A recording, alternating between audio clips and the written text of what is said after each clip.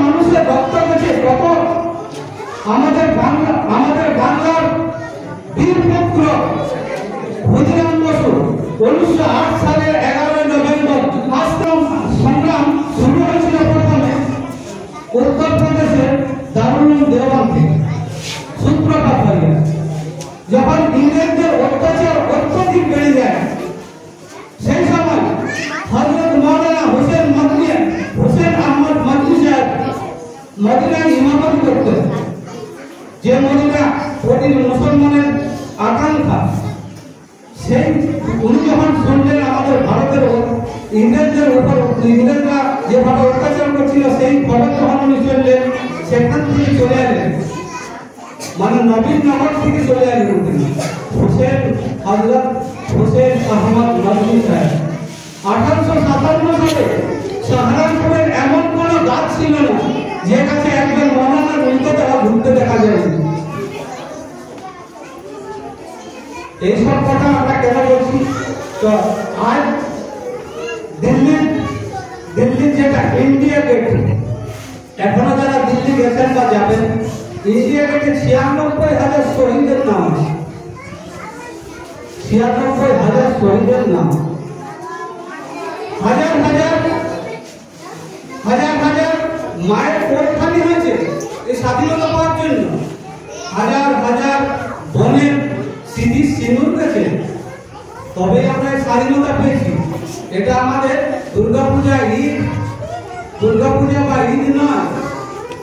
এই স্বাধীনতার পেছনে অনেক কোরবানি আছে। আর আমরা যখন ছাত্র ছিলাম, আমাদের অন্তরেও এই অভিভাবকরা এবং গুরুজনেরা এই আগুনটা জেলে দিয়ে গেছিল, যাতে কোনো বৈদেশিক শত্রু, আমরা সেই আগুন তোমাদের হৃদয়ে জেলে দিতে চাই, যাতে বৈদেশিক শত্রুরা ভারত আক্রমণ করা তো দূরে থাক, ভারতের দিকে যেমন কুদৃষ্টিতে তাকাতে সাহস না করে। তোমরা তৈরি আছো? অবশ্যই অবশ্যই তৈরি আছি। তৈরি আছো? আমরা গরম প্রচন্ড আছে। আমি শেষ করছি এবং শেষ করার পর আমাদের যে সেক্রেটারি উনি শেষ বক্তব্য রাখছেন, ইউসুফ আহমেদ সাহেব।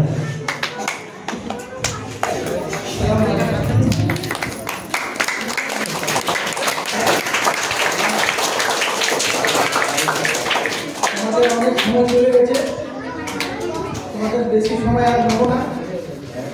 তবে আমি এতটুকু বলি যে আজকে 15ই আগস্ট তো, হ্যাঁ 2024 তো, হ্যাঁ আজ থেকে 78 বছর আগে এই লেখা আছে, কত লেখা আছে?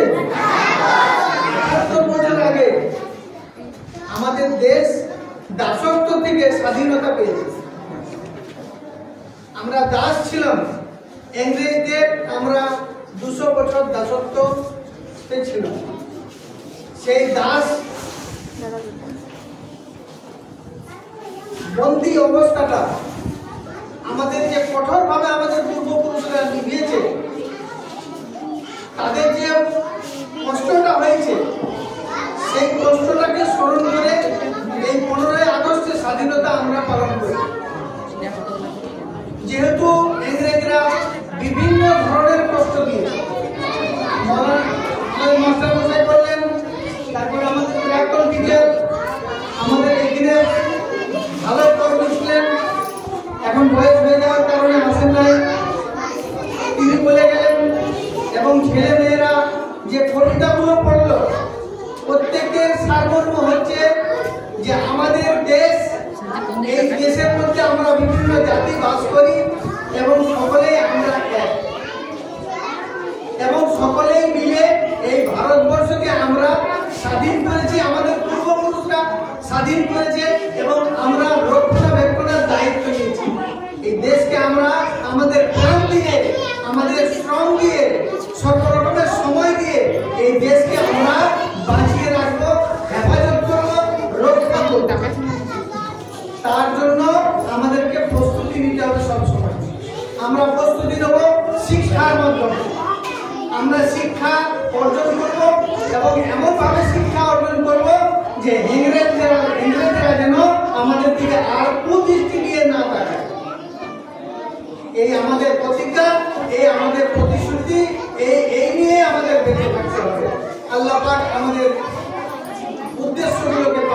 অংশগ্রহণ করেন কেন এই বলে আমি আমার বক্তব্য শেষ করলাম এবং আমাদের অনুষ্ঠান এখানে শেষ হবে। একবার জোরে জনগণ মনটা আবার করে নাও। জাতীয় দিবস সকলে মিলে আবার একবার দাঁড়িয়ে যান।